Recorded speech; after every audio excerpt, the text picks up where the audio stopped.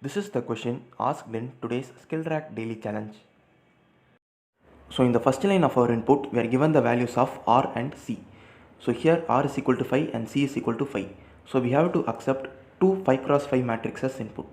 So the first 5 lines of integers represents the matrix M1 and the next 5 lines of integers represents the matrix M2.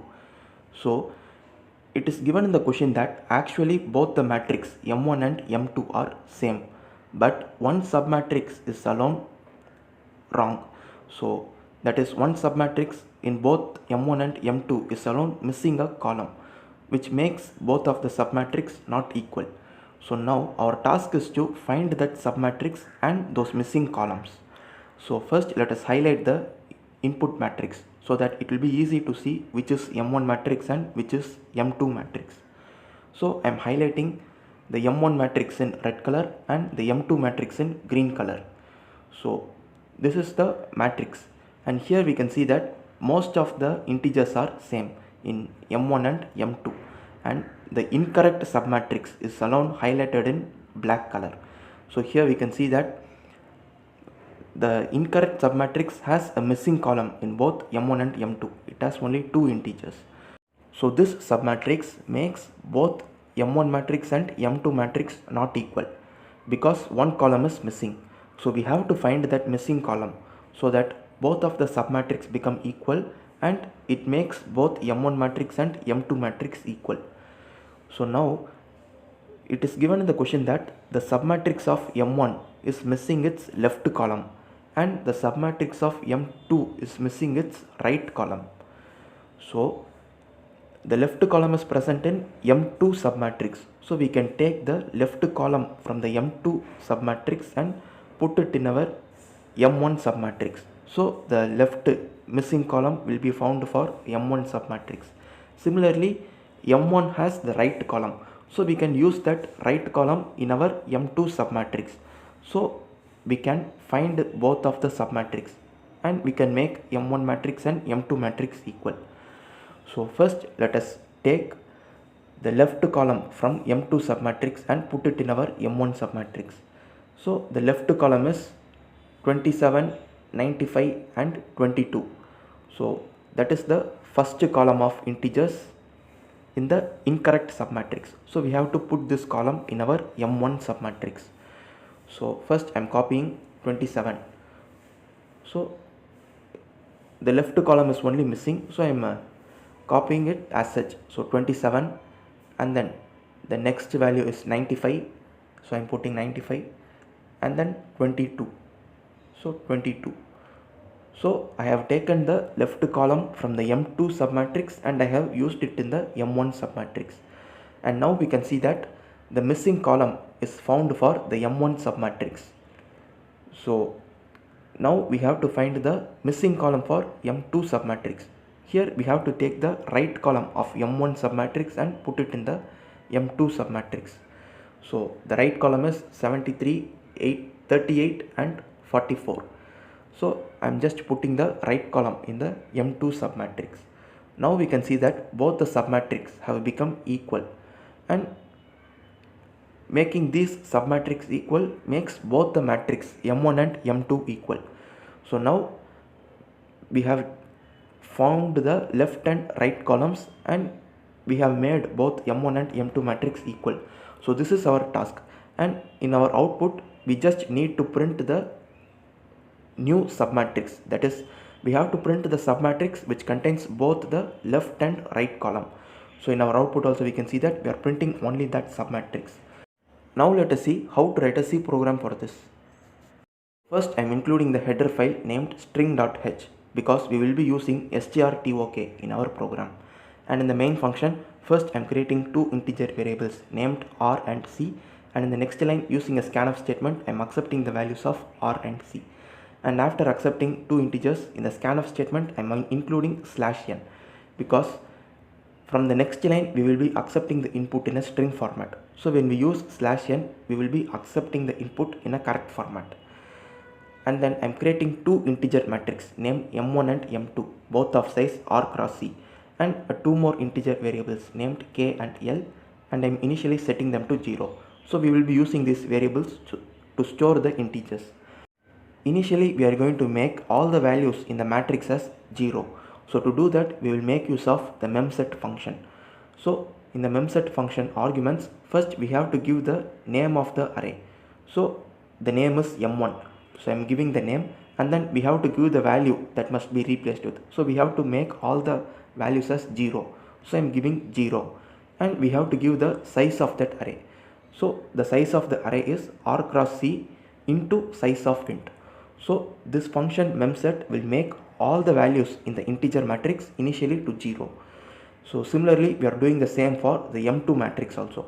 So using the same memset function, I am passing the m2. So now both the m1 matrix and m2 matrix will be 0 initially. So now we are going to accept the input integers for the m1 matrix and m2 matrix. So every row doesn't contain equal number of integers because some rows may contain a missing column. So that is why we are initially setting all of them to 0, and we are going to accept our input line by line. So we will be accepting r lines of input, which will be the m1 matrix, and we will be accepting our input in a string format only, so that because we don't know how many integers will be present in the particular line of input. So to store it, I am creating a new character array named input line of size 1001, and then using a scanf statement I am accepting the input in a string format, and the input string will contain spaces. So to accept a space separated input, this is how we will be using the scanf function, and we have to use /n because in the next iteration we should accept the next line. So I am accepting the current line of input, and it is present in the input line. Now we have to split this input line based upon space. So we will be able to iterate through all the integers present. So to do the splitting, we will make use of strtok function. So that is the reason why we have included the header file string.h. So now we have to store a pointer. So character pointer is equal to strtok, and in the arguments we have to pass the input line, and we have to split it based upon spaces. So the second argument is space. So now this function strtok will return the pointers. So we have to iterate until the pointers doesn't become null.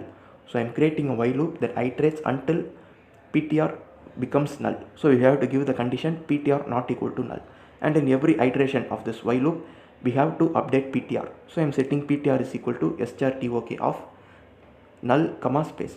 So when we do like this, we will be able to iterate through all the space separated values in the input line. So the space separated value will actually be a character array which is stored in ptr, but we have to convert it into an integer. So to convert the character array into an integer, we will make use of attay function. So I am storing attay of ptr into the m1 matrix. So in the m1 matrix at the index k and l, we will be storing attay of ptr. So this is where we will be using the variables k and l. So the k is used for row and l is used for column, and in every iteration we should shift a column. So I am including l++, and after accepting the integers in the current row, we have to move to the next row. So after the while loop I am implementing the k++, and also before while loop I am setting l is equal to 0, because in every row we have to start storing from the 0th column. So this is how we will be accepting our input and store into the m1 matrix. So finally, after the execution of this I loop, we would have accepted the integers for our m1 matrix. So till now we have accepted only the integers of m1 matrix as input. Now we have to accept the integers of m2 matrix as input. So again we have to reset the values of k and l. So I am setting k is equal to 0 and l is equal to 0. And now we have to follow the same procedure. Again we have to create a for loop that iterates for r times, and we have to accept a input in a string format, and then again we will be using strtok function. Instead of storing in the m1 array, we will be storing in the m2 array. So that is how we will be accepting the integers of m2 matrix as input. So finally, after accepting both the integer matrix m1 and m2 as input, now we are going to implement our logic. So our logic starts here. So we will be creating 4 integer variables named starting row, starting column, ending row and ending column, and I'm initially setting them all of as -1. And now we are going to iterate through our matrix. So the size of the matrix is R cross C. So I'm creating a nested for loop that iterates through the matrix, and in every iteration we will be checking whether the matrix at the same position in M1 and M2 is equal or not, and if it is not equal, then we will be storing those index in starting row, starting column, ending row and ending column. So we will be finding the index of the first integer where the values are not same, and we will also find the index of the last integer where the values are not same. So whenever the start row is equal to -1 and starting column is equal to -1, we will be storing the values of I and j into start row and starting column. And in every iteration, whenever the if condition is satisfied, we will be storing I and j in end row and ending column. And we store the value of I and j in the starting row and starting column only when starting row is equal to -1 and starting column is equal to -1, because that would be the first index where the integers are not same, and the last integer where the integers are not same will be stored in the index, ending row and ending column.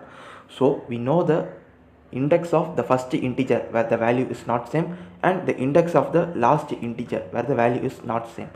So the last integer is ending row and ending column, and the first integer is starting row and starting column. So when we iterate through this range, we will be able to find the submatrix. So now I am creating another nested loop, and the I loop iterates from the starting row to ending row, and the j loop iterates from the starting column to ending column. And in every iteration, we will be printing the integers in the M1 submatrix, because that will contain all the column except the left column.